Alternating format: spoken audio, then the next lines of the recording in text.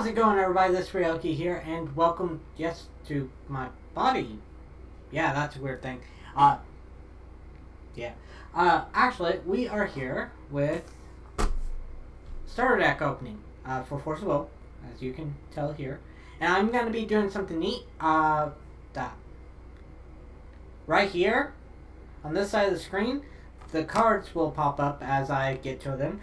But every day, Monday, Tuesday, Wednesday, Thursday, and Friday, around 3 o'clock, this one's going to be a little late, I'm going to be doing a starter deck opening of each element for Force of Welp. So, let's go ahead and get started. I have one of each of the starter decks. We are going to choose yellow. Why not? So, yellow. It is the King of the Mountain. That glare. Wow. There we go. Focus. King of the Mountain. It has to deal with a space panda. Well, it's not really space panda, but let's take a look. What's all in here? We got starter deck, we got stuff, we got more stuff. What's all these stuff? Wow. There we go. We got a how to win thing. Let's see. Oh, this teaches you the game in a short, advanced, quick guide. Wow. Okay. Kinda neat. But for us, we don't need it. Oh, well, it fell in the background. Oh well. We do have the official rulebook. I will actually take a look at this one a little bit later on, because I know a couple of people that will need that. We get a neat little paper play mat. I don't need that because I have my Arcadia Gaming Alice in Cheshire play mat. So good people, good people. So our games, Geeks and Games. But here is the play mat. As you can tell, there's a Magic Stone deck area now, ruler, and an item area. That's kind of new. We got the deck in the graveyard. Kind of cool. Won't need it because, you know, I got my own play mats. I actually got my drawer over there full of them. So might be having to sell some off later on, but I do like the thing they did to. I have just ruined this. Oh no, I fixed it. Hold on, I'm doing good. I am going to do a little bit of a discussion on what I think of each card. So if you're curious in hearing my thoughts, I am technically a casual player. I have not topped any big thing. I have not done any great thing or great placing in tournaments via like regionals or stuff like that, but I do have my personal thoughts on how I think things are gonna work. So if you do want to hear it out, go ahead. Let me know if you like that type of commentary. I am going to record these all in a row, so this will let me know for the next time I do stuff like this.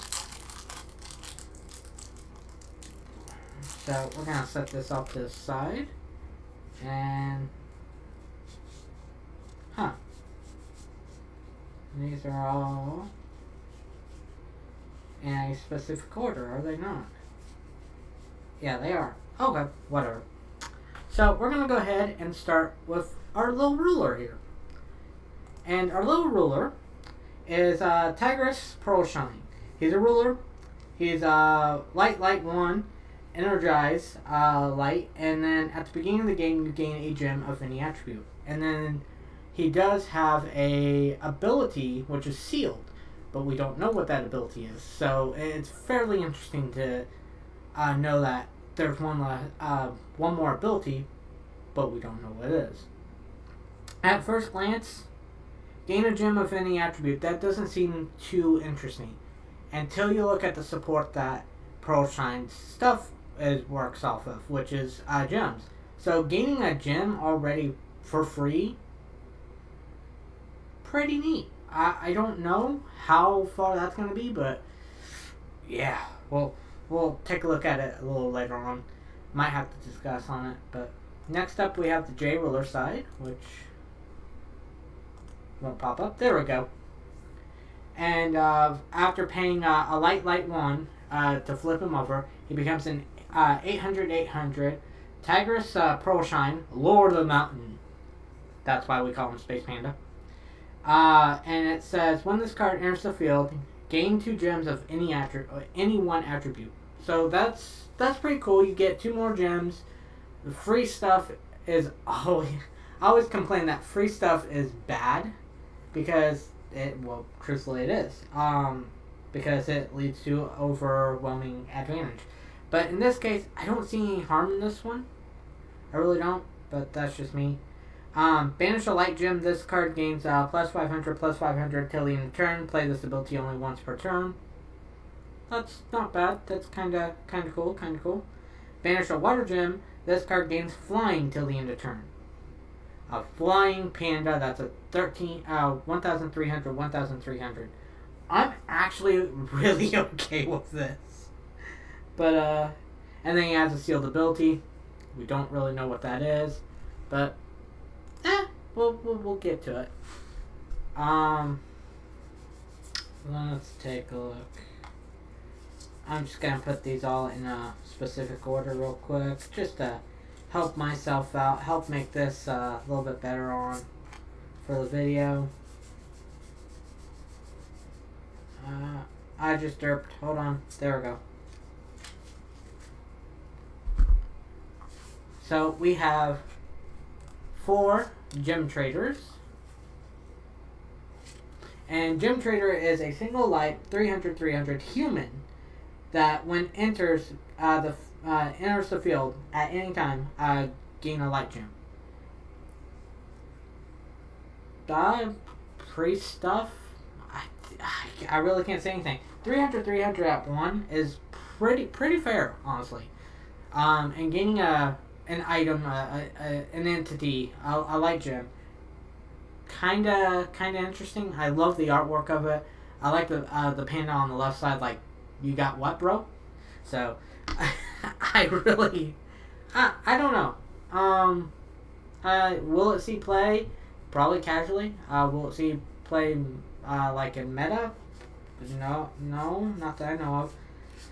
You gotta remember, these are just starter decks, so don't expect all too powerful cards or whatnot, but I don't know. Gaining a free gem, especially with the future support that we're gonna get out of this little starter deck.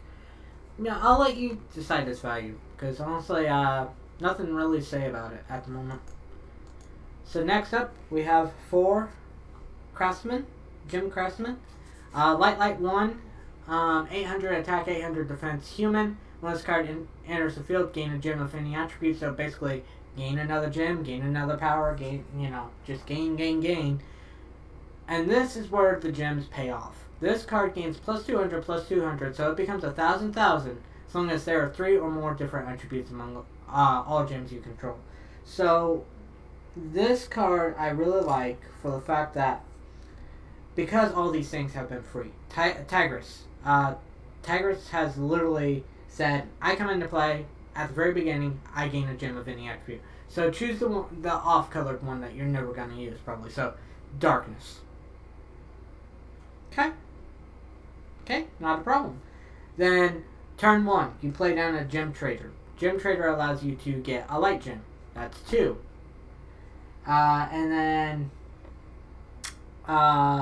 next turn, you can get another light gem. Now, while that's only 2 attributes, Tigris's J-Ruler side will allow you to get another attribute. So, its condition is a little hard to get off right now, but there are other cards that does make Craftsman a little bit better, which we'll get to later on. I'll explain, hey, this is what made it cool, this is, so, let's get to... I'm everywhere with this right now. My other videos will be a little bit better, I do promise on that. Because I'm really tired, I have a headache, and But that's alright.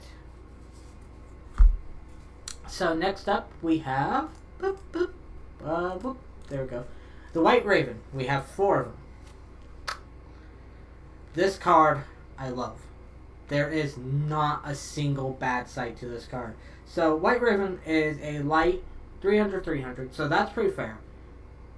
But has flying. This is really good. This is really interesting. And it says, when this card enters the field, you may banish a gem, so basically you destroy it, if you do draw a card.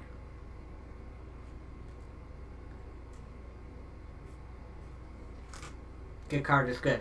If you're playing a gem deck, you're not running White Raven, unless there's a better card that comes out later in the future, which there may very well be.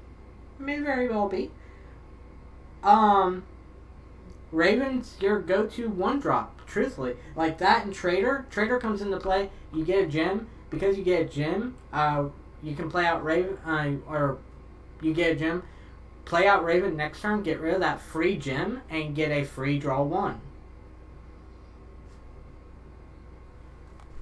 Yep.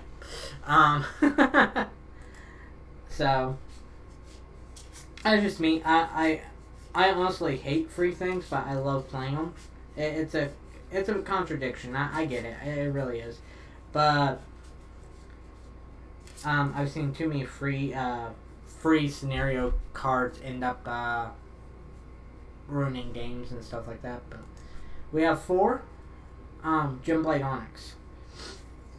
Light 1, 600/600 Panda, and this card gains precision as long as you control a darkness gem. This card can attack J/prisoners. So this card, and it's Panda, by the way. It's Panda. This card being able to attack anything, like right from the get-go, like rested or recovered, is pretty nice. It's got solid stats for a 2-drop. The card being able to get a darkness gem, that's actually pretty easy considering Tigris. So I don't know. I don't know how I really feel about it. Truthfully, there's no really big downside. It is a 6/6, but for it to have like the super rare trait or the super rare rarity at the bottom, I'm not actually too happy about that. Like, I think I could have seen it as a rare, unless there's something else that comes out with it, but not super rare value wise. So I don't know. But next up, we have Onyx. We also have a Sapphire, and we have 4 of them. So Sapphire, Gemblade Sapphire is another Panda. It's another 2-drop, light 1, 600/600 Panda, and this card gains flying as long as you control a water gem. Now you're probably wondering, is Tigris the only way you're going to get gems? No, there's actually a couple of cards in here that give you a free gem. Those will be revealed at the last. Don't you worry about that. But this card gains flying as long as you control a water gem. This card cannot be blocked by J/prisoners without flying. I like this better than Onyx. I really do, because flyers are always a pain in the rear. Especially to deal with, especially with like Gale Force. You're gonna have to use Gale Force to get rid of it, assuming you're playing in a very certain format. But honestly, like, is it gonna make a big splash? No, not unless there's a lot of Panda support or gem support. But it is neat. I do like the fact that it's a flying Panda. It does haunt the dreams of my nightmare. Wait, I said that wrong. But it is fairly interesting for the most part. I do like the artwork. The artwork is very lovely. And yeah, I'm actually organizing the next 2 cards so we can just pop right into them. But next up we have Ruby. Gemblade Ruby.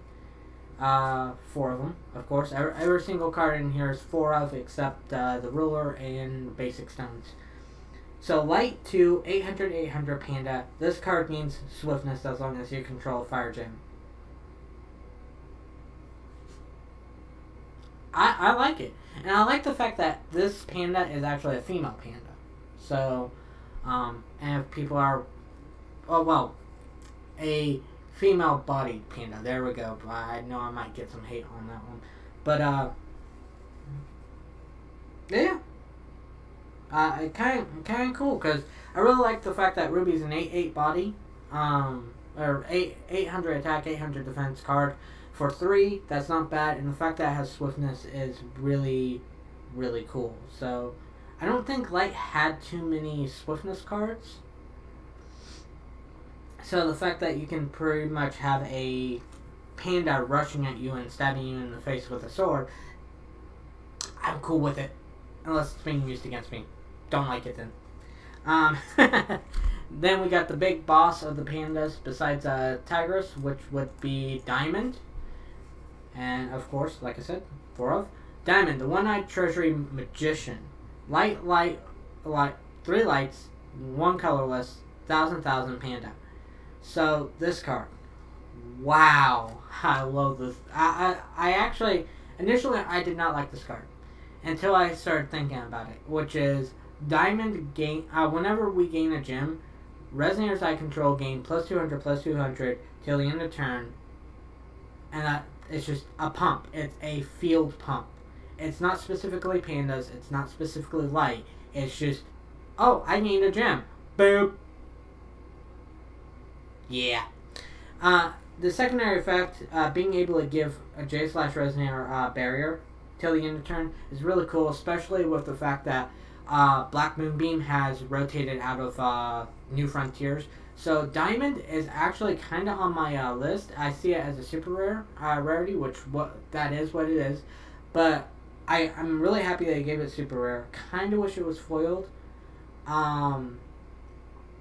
The only thing that's going to be killing J Rulers, besides straight out damage, is Erasure and being able to use Barrier to pretty much go, no, go away. It's like, I like it. Like, I have no downside. The only downside about Panda, or about Diamond that I don't like is the color scheme.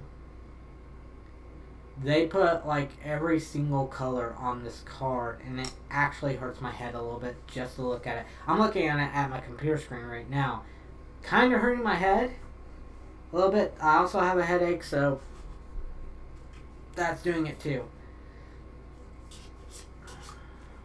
So I'm actually going to reorganize these a little bit.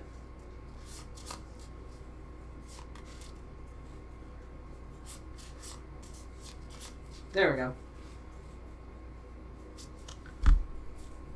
But Panda, I'm gonna poof away. We are going to bring up the Jewel Sword. 4 of. Jewel Sword. Light, quick cast. Target Resonator gains +200 attack, +0 defense till the end of turn. And then gain a gem of any attribute. So that right there is a big plus for me.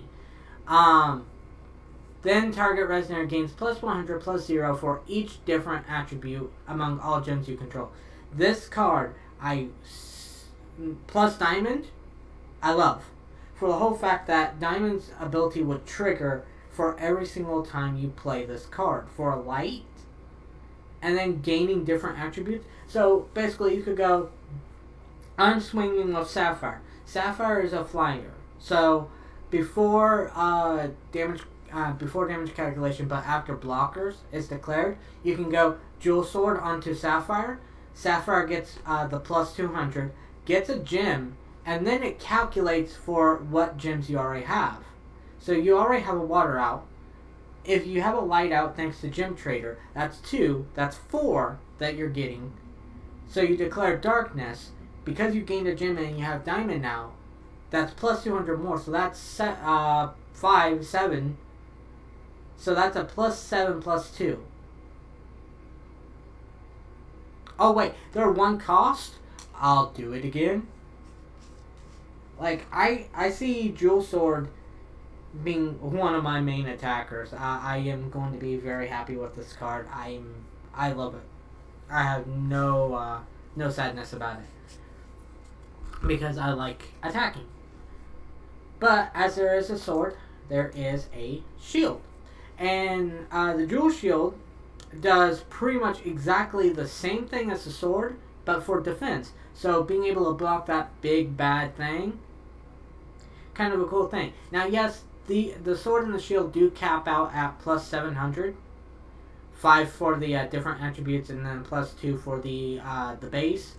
That's cool, because I like the fact that they're one cost plus X plus 7 for the shield, and then plus 7 plus X, or plus 0 for said individual cards. And the fact that these are gaining gems, and Diamond has no cap for the gem gain.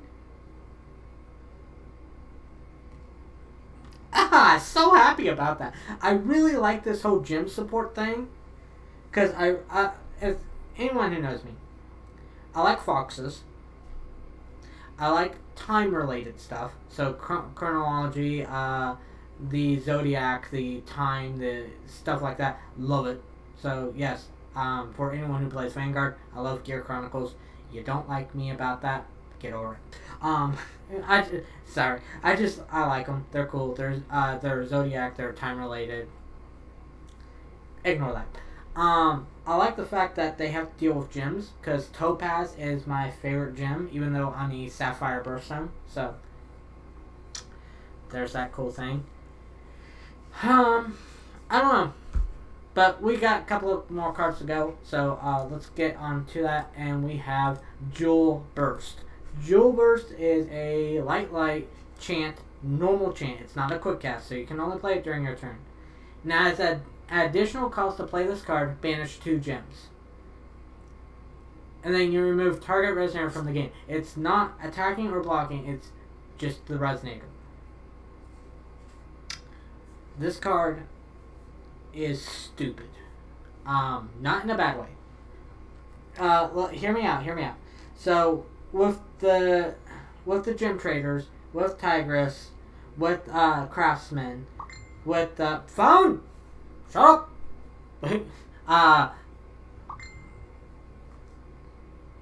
I'm being sassed by my phone. Yep, this happened. Jewel sword, jewel shield, giving you just these ample amount of gems. And then Jewel Burst gone, okay, well, you gotta get rid of 2 of them. Like, it's some big cost. It's not a big cost.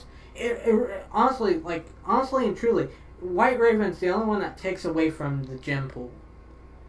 Then you have Sword and Shield that give back to it. Jewel Burst that takes away from it for 2. So you get 4, 8, 12, 16, 17, 18, 19. You get 19 gems to play with. Minus 4, that puts you at 5. And then, wow. Holy crap, I just learned how to not math. Puts you at 15. And then minus 2, 4, 6, 8, puts you at 7. You have 7 gems if you use everything at the end of the game. And you still have 1 of each attribute. Like, you have 1 of each attribute. That's not bad. That's really, really good. So, I'm not mad at that cost. The cost is really well balanced. Removing a resonator from game is really cool because of the fact that there are some light cards out there that are really pesky annoyances that say protect from fire or dark. This is light. Boom, gone. Big fan. Like, there's not a single bad thing about it. So, or at least to me personally. Next up, we have 6 foil. Let's try and get that.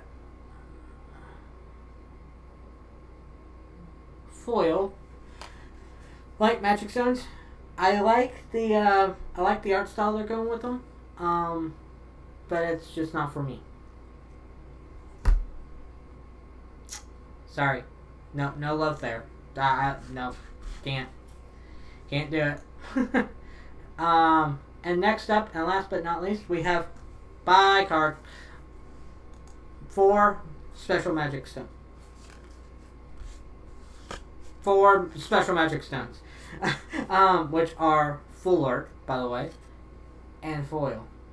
That bling. Treat this card as a light magic stone, so that's really cool. I can splash it into things that have resonance. Resonance is an ability that when a magic stone of X type comes into play, you gain X effect. That's cool. So if I have things that have a resonance of light magic stones, this would kick it. Tap, produce light magic stone, and then when this card enters the field, gain a light gem. So that is not only 19, that is 23 gem producers. Remove 2, says Jewel Burst. Okay. And we have support coming out in the set, apparently. Well, maybe. From what I think. Again, that's my personal thought. Because of the whole fact that, Kirik, the fire starter, and, Shayla, the water starter, is getting support. So, I don't know. What do I think of the Panda starter deck overall? Is the fact that it's definitely interesting. I do love the fact that how everything flows in it, because of the fact that you get so much gem support to it that you should not be having a problem supplying your needs for specific attributes being out. Yes, it's a primarily light gem based off light gem stuff like the trader and I think the special magic stone. I think we just went over this. Yeah, they come into play. That's cool, but you shouldn't have any problem getting different attributes out. You shouldn't have a problem paying for Jewel Burst. You should be able to easily hit that +7 on sword or shield. Easy. I think it's really balanced. I think it's a really good start. I am so happy, like very happy that Force of Will is actually made a really good starter deck here, but also made a starter deck that is going to get support. Yeah, get called out, I guess. But that is the small discussion on Tigris Pearl Shine. I would add more, but there's really nothing for me to add about it. It kind of speaks for itself. Do I see anything being used competitively? Not right now. I don't. Maybe the Raven for an extra, like, snatch and grab, but that doesn't even seem like it. I really don't think there is anything out there, because ultimately these are starter decks. But then again, we also said that about Ancient Knowledge, and that was used in Gil Alhamant. So I don't know. Right now. I'll have a more defined thought on the other starter decks, which actually tomorrow. Well, I'll let you find out tomorrow what we're getting.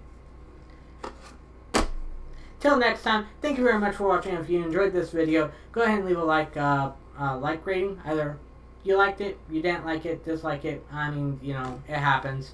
Let me know how I can improve. I did try and get the camera angle just a little bit better this time. Do you like the cards being here? Was it helpful being able to see the cards this time? Instead of me just going, oh, look what I got type deal. Until then, if you're not subscribed, go ahead and subscribe, and there is a little bell next to the subscription button. After you do that, click it. You'll get notifications on when these come up, and till then, keep it awesome, everyone. Later. Bye.